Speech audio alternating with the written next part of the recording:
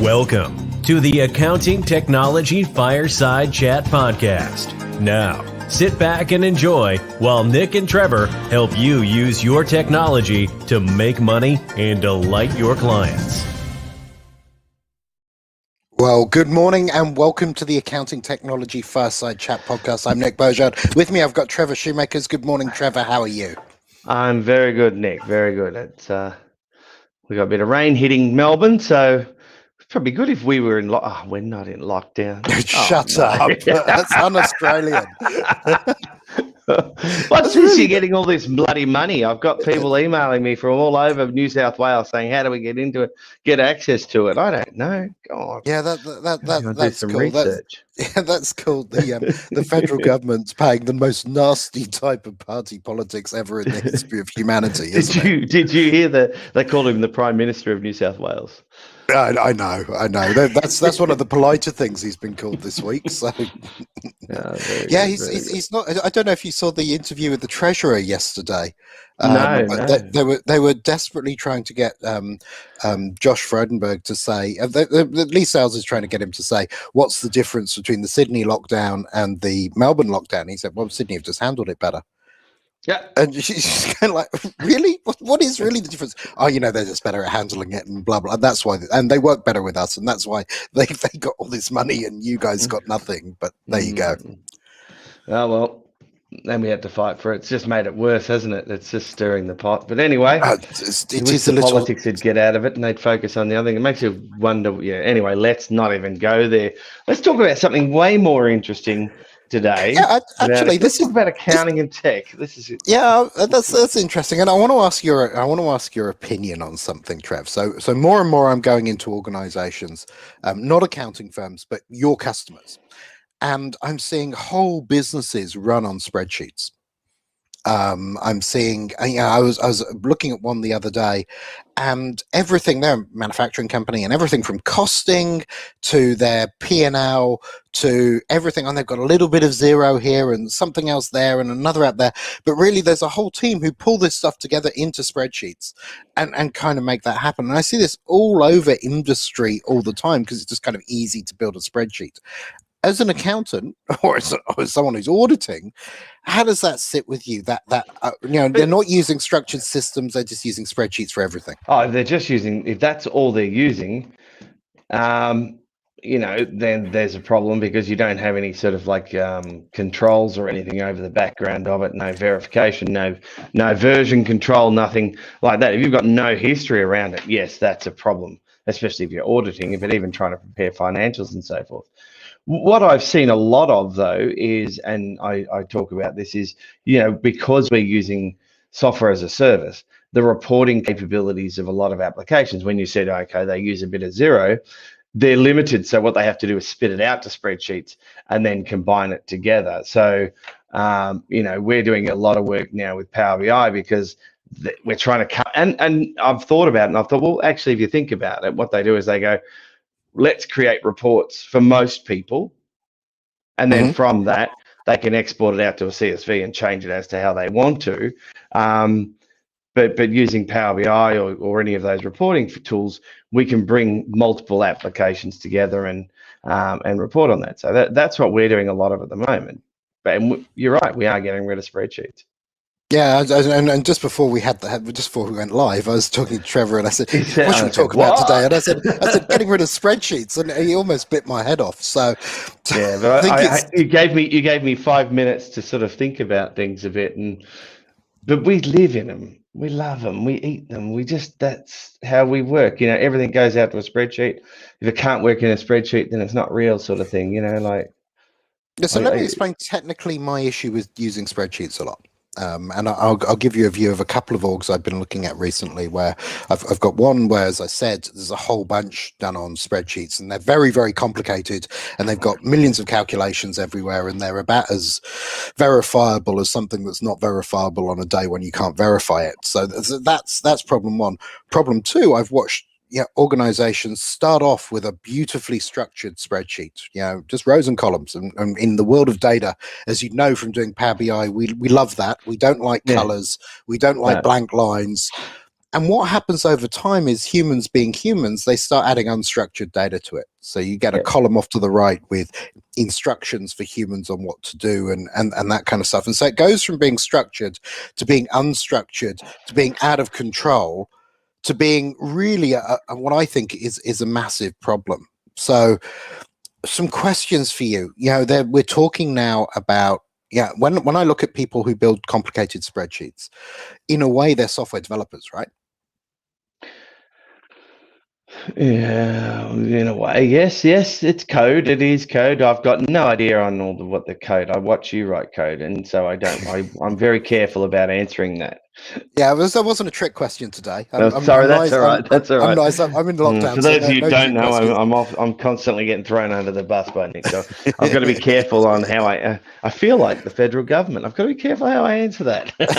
No, you're fine. So I think when you look at people who build complex spreadsheets, they're software developers. But as software developers, we've learned things like how to keep version control, how to have controls over what you build, how to put what we call comments around our code so the next person looking at it understands how something works. Yet you look at a spreadsheet full of formulas and it can be really, really tough to unpick that and work out how it happens. Actually, I think one of the hardest things to do in software dev, and I've looked at this a few times, is taking somebody who's built a set of spreadsheets over years and they say, I want to create an application out of this. You go, that's actually really hard. Excel does a lot of very, very complex things in a seemingly trivial way, which you've then got to write code for. But anyway, I digress. So we have, when we're writing software, we have I was falling asleep. Yeah, I went off on one. Stop. We got people driving cars possibly listening to this and driving off bridges. Oh, thanks, Trev. So we've got that. The next thing we've got is, I don't know if you've heard of it, but Microsoft are talking about this thing called the Power Platform, and they're talking about the role of the citizen developer. And they're bringing more and more what we call low or no code solutions to market. So you can, in your business, get rid of spreadsheets. And you'd have heard of Power Automate or Microsoft Flow. You'd have heard of Power Apps, and you've certainly heard of Power BI.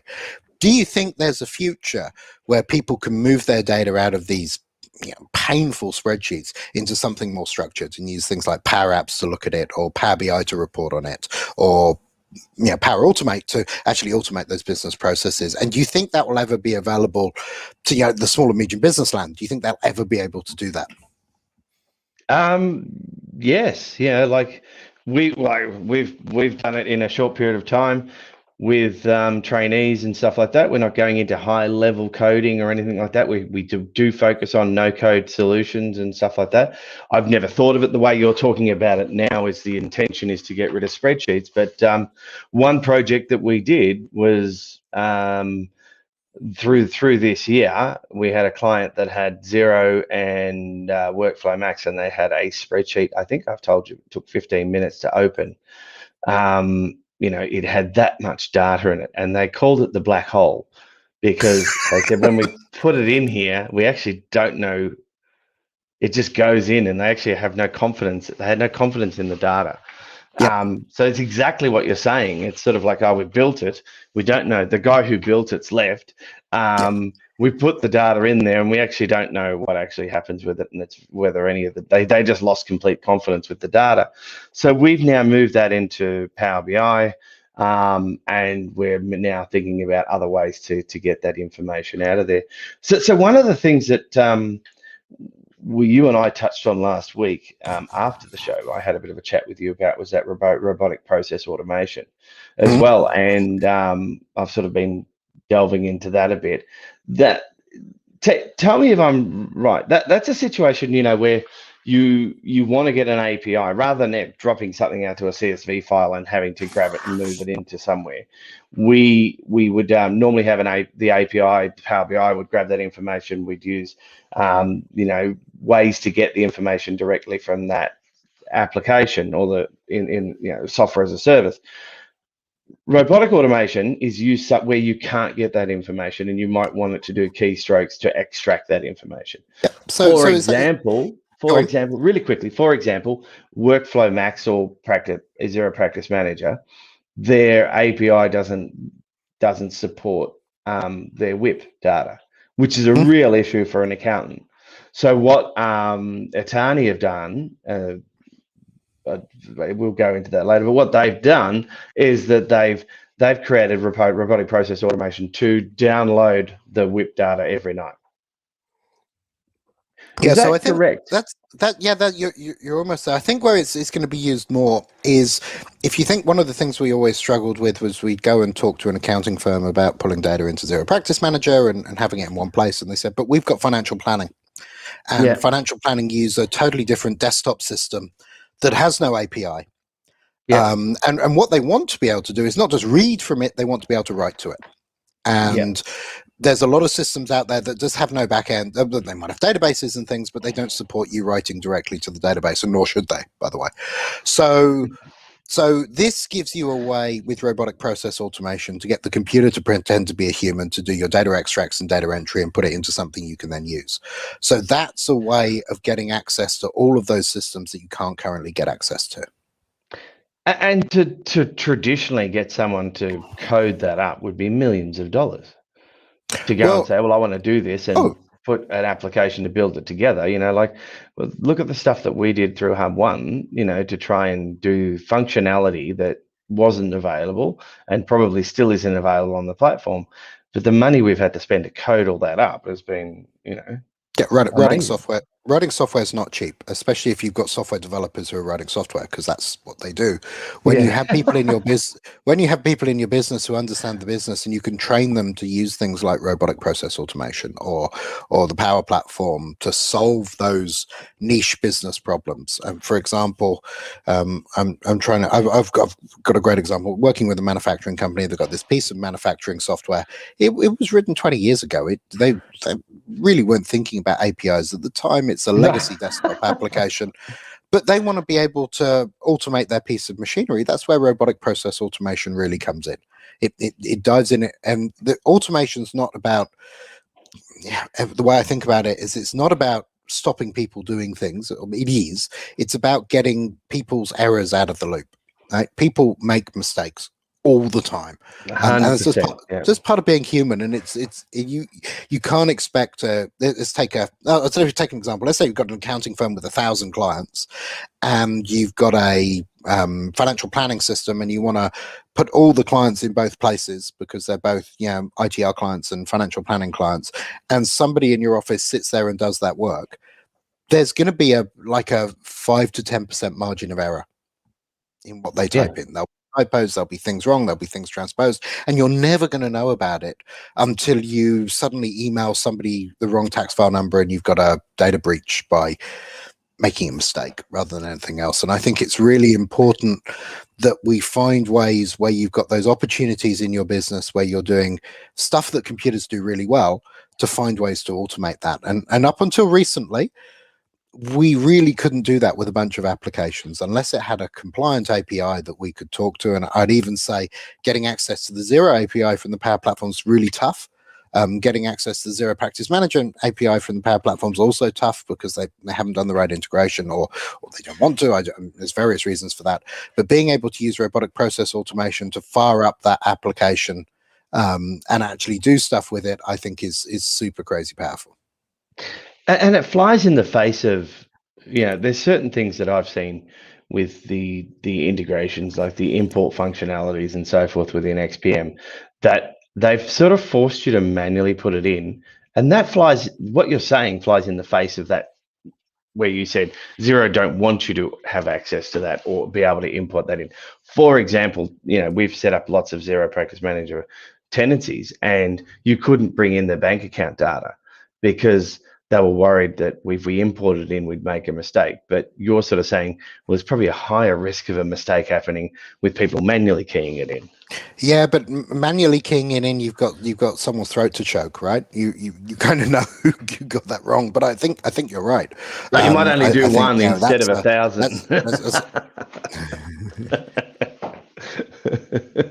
Yeah, no, for sure. So that's a really interesting space. So I think robotic process automation, because you don't have to be a developer to be able to use it. You've got to learn some stuff. I think it's going to drive a whole bunch of things forward in the future, and a whole bunch of that automation among SMB and larger businesses, I think, will be quite exciting. Yeah, we're looking at it a lot. We're doing, we had a situation where I was looking at a functionality that one of our guys was doing, and Xero doesn't let you import in a lot of in their payroll system, a lot of data. So you basically can but you've got to hand do most of it. And I was just saying, wow, if we had a bit more time, and we've got time after we get this done, we need to automate this, and we're going to look at Power Automate to do that.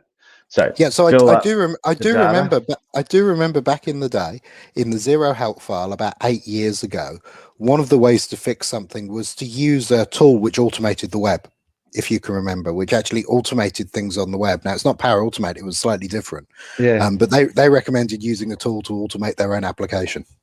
yeah. So it's becoming available to everybody. That's the point of, I think, what Microsoft are doing with the Power Platform is pulling these tools together so that they're available for everybody to use. So I think that in a way, I think, is the thing that's going to start. If you think about, let me kind of, I'm going to throw throw a cat amongst pigeons. Why do accountants like having more than one screen? As I look around my room, so you can have two. We do. I do it so I can have two applications open, and I can copy data from one to the One to other. the other. Exactly. Oh, There as you soon as I go. walk into there, then I, God, the trap has been set. But there you go. There's everybody's going. Oh, the biggest thing I remember sitting in a Yes. conference and somebody saying the biggest thing in the last 100 years or so to improve productivity for accounting firms is two monitors, because you spend your life copying data from system A to system B, be it Yep. a document a customer sends in, being it another system into another system you're going to use to produce something to send somebody something that they're going to copy into yet another system. Yep. And so I think having that robotic process automation sets you up on the path to be able to remove those points of mistake and errors in your business. What do you reckon? I agree, 100%. I am there, Cool. Nick. You know where I'm. Well, I didn't know you were going. Well, I didn't know this is where the conversation was going to go. I thought you were going to tell me that I can't use spreadsheets anymore to do my budgets and cash flows and all of those sort of things. But no, and there is functionality, and still a requirement for a spreadsheet. But do it for you. What you're sort of saying is use the spreadsheet for what it was designed for. Don't take it beyond its capabilities. And we could have a million years discussing what spreadsheets are designed for and their capabilities, right? They're amazingly powerful tools. There's no question about that. But as a business tool to run your business off, they're not structured enough, I think, to not just fulfill. Yeah, you can get the data in, you can get the data out, you can see a report. That's kind of cool. But for governance and management and control and versioning and passing audits, they're really poor. Yep. Yep. I'll agree with you on that 100%. Cool. So I got an accountant to agree that we should get rid of spreadsheets. I won this morning. There we go. Battle continues. So, right, next week, Yes. write this down, Nick. I want to talk to you about this. So, one of the issues that I have a lot of trouble with, and we'll touch on it, but we'll go into more detail next week because we have run out of time, is Power BI and the ability to print a report out. And what you get is we've still got a lot of people who want to feel and touch. They'll go into a meeting. They don't want to have a screen that they're looking at data on. They want to print out reports. Printing reports out of Power BI is problematic. Tell me why they do that. Actually, for next week. No. I'll do it today because I can solve that problem for you in a heartbeat. Okay. Just to do that, let me share a screen for you so you can see what's going on. So if you Google the Power BI paginated report builder, guess what that builds? Oh. You can download it for free right now, and it allows you to build paginated reports. Right, so you can use the report builder, use the data, use report parameters. You can look at them in HTML or print format, blah blah blah blah blah. So that's what you want to download, and that will allow you to do it. And that came back out in April 2019. What's okay? I'm gonna go and chase somebody around. Thank you so much again, Nick. I learn something every week, and I'm sure other people learn things every week. One day I'm going to teach someone something, but that's okay. We'll get there. No, that's no worries at all, Trevor. Have an dear. awesome day. You too, and thanks everybody for listening. If you do like what you heard, leave us a like, leave us a subscribe. Also, if you want us to discuss a topic, make sure you leave a comment with what you'd like us to discuss, and we'll look at it. But thanks to everybody who watched live, and thanks to everybody who watched the replay. And Trevor, have a fantastic day. Yeah, enjoy yourself in lockdown. Maybe next week you can come up with one little trick or tip or menu that you've done during lockdown, because I think you're in for another 4 weeks, guys. Yeah, we are in for it. Yeah, so something to help me through lockdown will be brilliant, apart from what's the best breakfast wine. Anyway, I'll leave you to it. Have a wonderful See you later, day, guys. Trevor. Okay, Cheers. bye.